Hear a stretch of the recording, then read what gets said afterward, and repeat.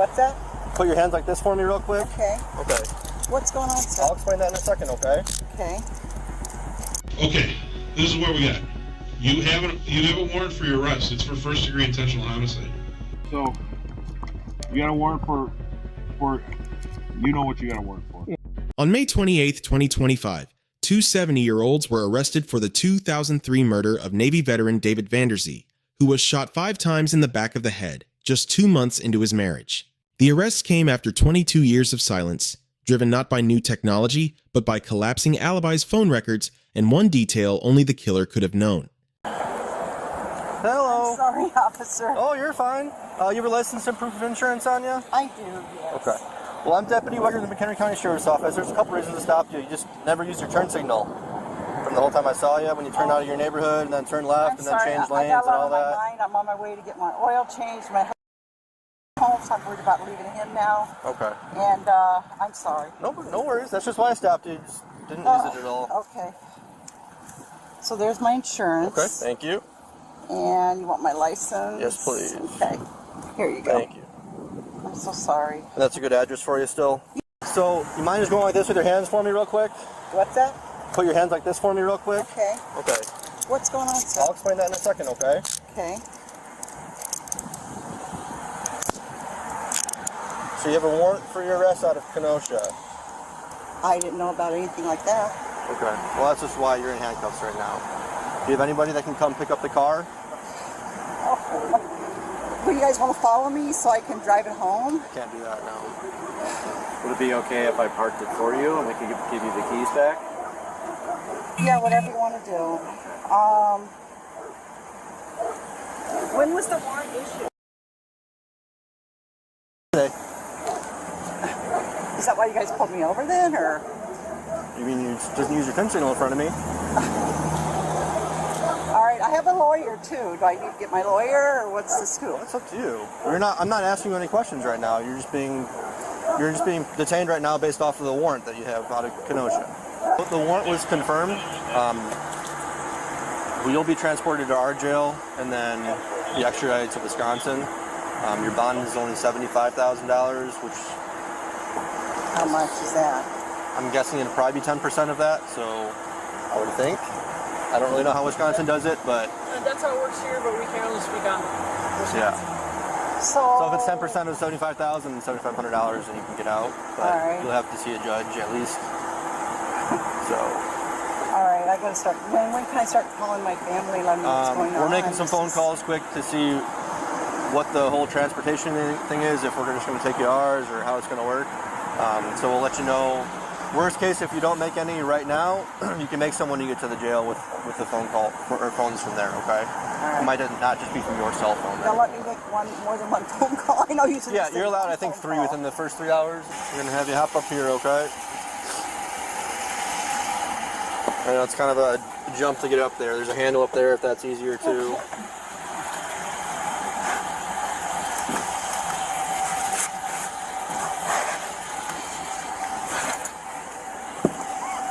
When was the warrant issued? Today.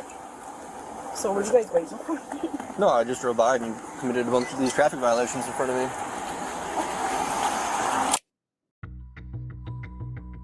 The first legal question is whether the traffic stop was constitutionally valid. Deputy Wetter cited failure to signal under Illinois Code, Section 625 ILCS 511804, and critically he observed that violation before any awareness of the outstanding warrant. The warrant itself was signed by a circuit court judge who reviewed a 22-year evidence package and found sufficient probable cause for first-degree intentional homicide, which is exactly how the Fourth Amendment's judicial gatekeeping is supposed to work. What do you think the warrant's for? Probably to ask me questions about. Well, it's okay. Well, I'm not going to ask you. I know you said you want your lawyer, but if you want me to explain what's going on, I can do that. But do you understand what I'm saying? I do. Okay. So if you want me to explain what's going on, you got to at least acknowledge that you're okay with me explaining that to you. Okay. Just so you know that. Okay, you can explain it. Okay. This is what we got. You have a warrant for your arrest. It's for first-degree intentional homicide. Party to a crime for the murder of David. Okay? So, we've been working on this for 22 years. I've been on this case since 2012. And then we don't remember, I mean, I'm sure you remember we just talked to you, 4 or 5 weeks ago? So, we've done a lot of work on this case. I mean, it's been a marathon. But this is not just a warrant just to question you. A judge has signed it saying there's enough probable cause to state that you are involved in an first-degree intentional homicide. Your husband. That's so. It's time. It's time. I'm going to be honest with you. I'm not I want you to understand. I'm not asking you questions. I'm just going to tell you. It's time. This has gone on for 22 years. The evidence is clear that you were involved in this, or at a very, very minimum, you know what happened, okay? There's no other theory to this case. There's no other theory to what happened to David. We have gone over this case over and over. We examined all the evidence. We've examined all your statements. I want to talk to my lawyer. Okay, I'm just saying. Okay, but I want you to hear me, though, before we're done talking. Okay, I want you to really think about this, because apparently you didn't listen to me when I talked to you 4 weeks ago. I can try to sympathize with you in your situation, with your husband right now especially. You're 70 years old. It's awful right now. No, I can understand that, okay? So hear me out. I want you I'm going to leave you with this, because this is exactly how I left you about 4 or 5 Saturdays ago. I understand that your husband has that's a nasty disease. That's a nasty, and I can only imagine how hard it is to try to take care of him, okay? Like me and Kelly told you that day, you can either be treated as a witness or you can be treated as a suspect, okay?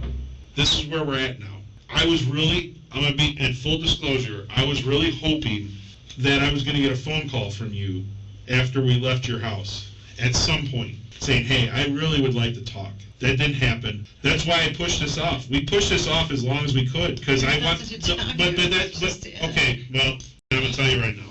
That's why we pushed it off. You know damn well what happened. You know it. And what I'm trying to tell you is this. I'm going to leave you with my card again, and so is Jason. If you want to ever talk, you want to be treated like a witness instead of treated like a suspect, this is something that we can talk about. I mean, the ball is kind of in your court. This is a very unique situation. It's not like you're a 30-year-old woman that's in custody for homicide. You're 70 years old. You're talking about a case that was 22 years ago. You have mitigating factors in the fact that you have a husband at home with a significant disease that needs to be taken care of.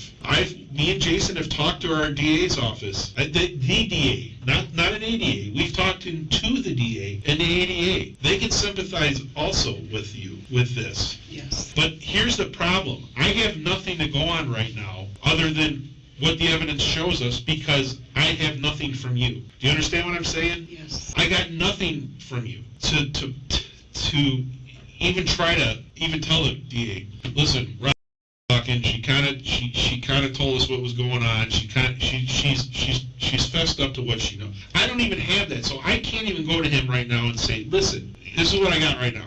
We went to talk to her. She didn't want to talk. It's all I have. I can't do anything else with that. I keep telling you, I don't know anything. I really don't, and I... Hi, John. Hello, sir. Can you step out, please? Step out for a second? Can you put your hands behind your back for me? John, put your palms together. How you doing, man? Lieutenant Paulson with the Coast County Sheriff's Office. You're under arrest. We got a warrant for your arrest, okay? You have any questions right now? No. You know what it's for? Well, you guys called me. Yeah, so what let me just... Did you push my glasses up? Yeah. You get... All right. So, you got a warrant for... You know what you got a warrant for. Yeah. So, this is what I'd like to do. Okay? Just hear me out, okay? If you're going to cooperate, or, we can handcuff you in front once we get over there, okay? I'm not even doing it. I understand. I'm too old for this shit. I understand. Hear me out, okay? We're going to take you downtown. Me and Jason, it's my partner. You talk to him on the phone. Hi. This is Mike over here, okay? We'd like to try to talk to you. I really would like to just see what you got to say, but I want to go over some things first, but let's go downtown and we'll go from there. Is there anything you need from here? I like to put a pair of pants on, not these house pants. Like what kind of pants? Regular jeans. I think you're good. You don't. Do you want us to bring jeans with? Is that fine? Is that for you? This is what you want. No, you want to wear jeans? It's all right. No, I'm asking. Do you feel more comfortable in jeans? Well, these are kind of, it's my house. Yeah, I understand. No. If we cuffed you in front, would you be able to put jeans on like that? I'm sure I could. You want to do that? Do you mind if we come in then when you do that? Well, one of you guys can walk in with me. Yeah, I would like that. If that would make you feel better, I will be more than happy to make that happen for you. And then I could get my wallet out of the car. Okay, we'll do that too. All right, let's go in. Would that make you happy? Yes. All right, let's do that. Is there anybody else inside? And are there any weapons inside? Yes. Okay, are they locked up or? They're put away. Okay. There's a Phoebe in that house. I'm not worried about that, John. Not since I quit chartering. Okay. Oh, did you use charter? Yeah. Yeah. You guys, nothing has changed. I don't know what you expect me to tell you. Okay. Well, I'll tell you what. We're gonna. Well, like you said, it's an ugly situation. Yeah. Well, then here's what I'll tell you. We're gonna go downstairs. I'll talk. We'll get over the formalities, and then we'll talk about it. I'll kind of tell you where I'm at with this, and then you can, if you want to fill in the blanks or tell me I'm wrong or whatever, we'll go from there. Okay? I'd rather just call my lawyer. Okay. Well, that's you have that choice too. I tried talking to you guys, and you can't ever stop. So he's gonna take you down there, and then we're gonna talk to you when we get down there. Okay?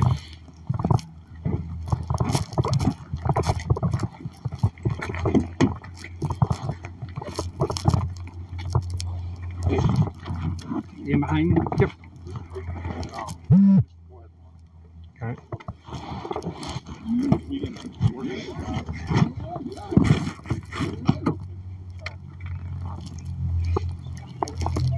What do you want me to do? No, nothing. He's going to help me. The more serious legal concern arises after Roxanne invokes her right to counsel, because under Edwards versus Arizona from 1981, all interrogation must cease the moment a suspect clearly requests an attorney. The detective instead continued for several minutes, appealing to her personal circumstances, offering the witness versus suspect framing and implying she possessed knowledge of the killing. While none of that technically constitutes formal interrogation, courts assess the totality of custodial circumstances, and any statements made during that continued contact face real suppression challenges at trial. I wanted to talk to a lawyer. That's it. I understand. That's your right.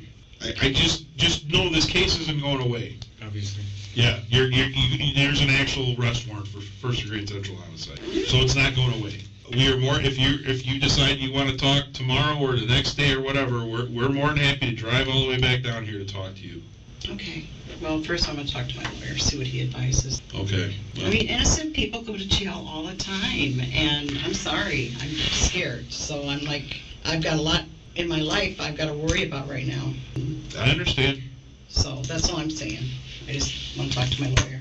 Yeah, but I want you to understand that this was not taken lightly, and the fact that a judge signed off on a probable cause warrant for first-degree intentional homicide should tell you something. This is not a fishing expedition. I mean, this case is as solid as could be. Okay. And I'd be more than happy to, we're more than happy to talk to you. If you want to call us, get a hold of us, you can ask for us. We'll be more than happy to come down here and talk to you again. Anything else you wanted to say, or do you have any other questions? I guess not, no. So, like I said, you'll come down here, you'll have an extradition hearing. It looks like you do possibly have a bond. I'm going to confirm that, but Do you know how much, or? I think it's like $75,000. And what do you got to come up with, like? That's cash. No, I mean, you don't pay the whole 75,000. Yeah. Usually it's a percent, right? Not because it's a Wisconsin warrant, it's a full thing. It's a what? So Illinois does like a 10% bond or whatever. That's Yeah. Not Illinois. In Wisconsin, it's a full amount. That's crazy. Yeah. Why? Do you think you can come up with you got 75,000? No. Okay. Who has 75,000? Well, I know. I'm just saying. No. Okay. Nope. All right. Is there anything else anything else we can talk about, or do you have any other questions? I guess I should say. No. When was the warrant issued? Today. All right. it's been a process. After we went, just so you understand, we did give you some time. Because I'll be honest with you, I really believed that you were going to call me. I did. I'm just telling you what I think. All right. I believed you were going to call me, and you didn't. And finally, we had no choice. We had to do this.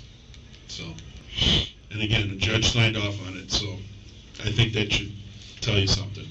When can I call my lawyer? You could, I don't know. I mean, whenever these guys will let you. Okay. Why? Do you want to talk to him like now, or?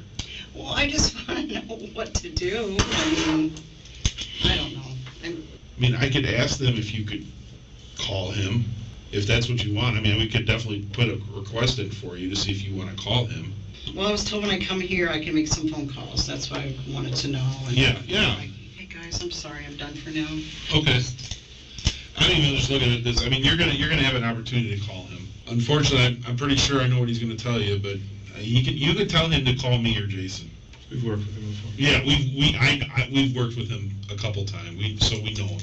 First person who talks. What?